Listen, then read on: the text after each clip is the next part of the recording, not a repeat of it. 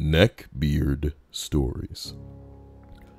I quit my job at a Gamestop because of a neckbeard coworker. Am girl. Painfully relevant. When I started working at a GameStop, I thought it was a gamer's dream. Play and talk about games all day and get paid for it? What could go wrong? Oh, it could go wrong, all right. One of my coworkers was a planetary neckbeard who always wore the exact same black shirt and black pants down to the food stains. He chugged Pepto-Bismol constantly.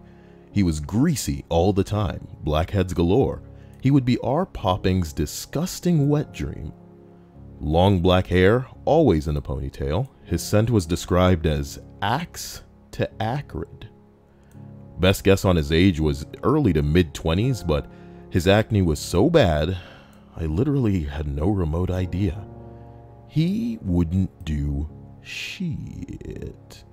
Both on his break and when he was supposed to be working, he sat in the back room playing games on his PSP, on top of the console boxes. He was so fat, he actually broke one of the PS3s once.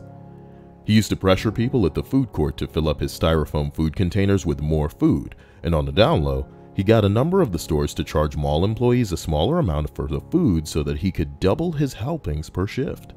He was so fat he often couldn't make it out of the store in time for the timed alarm to set when we'd close the store. He was so fat that he would pick up his stomach and rest it on the counter. I want to make it clear I'm not saying these things to fat shame him, but I'm definitely hygiene and etiquette shaming him. He would just never seem to bathe or be aware of his surroundings. Battletoads was the funniest thing in the world to him. He would make Battletoads jokes all the time, to absolutely nobody's amusement. He would even call the store while he was on his break to ask if we had Battletoads. Ugh. He wouldn't care if credit cards were cut in half and retaped. He'd run them through anyway. This was Miami, so it may have been fair to assume that half the normal credit cards were stolen anyway. He would always make customers nervous by asking them for their first 4 digits on the credit card instead of the last 4, because he memorized them and wanted to freak them out, and it was totally inappropriate as a thing to do. He was apparently so hated by his previous GameStop that they barred him from working at one of the stores in a nicer part of town. He was also lazy, always leaving things undone. The only thing I ever saw him do was alphabetize things on the upper shelves, but not the lower shelves, because he never bent down. Okay.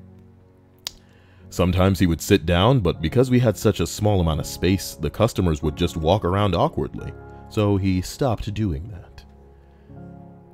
He would always have a giant soda, the biggest styrofoam container of soda that they sold in the mall, all the time. But that's just the introduction. If everything I just described was the human equivalent of forgetting to pay a parking ticket on time, buckle up and prepare your body for social Hiroshima.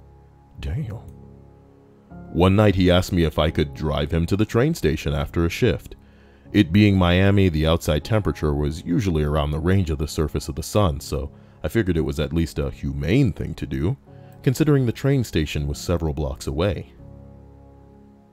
As he got in my car, the car tilted towards him, and remained that way for the duration of the ride. I don't remember anything that we talked about because the last words he spoke to me before he got out of the car have been laser etched into my brain for all eternity. When I get home, I'm going to masturbate to you. Oh. I handed in my 2-week notice the next day. The top comment simply reads, "What the fuck?"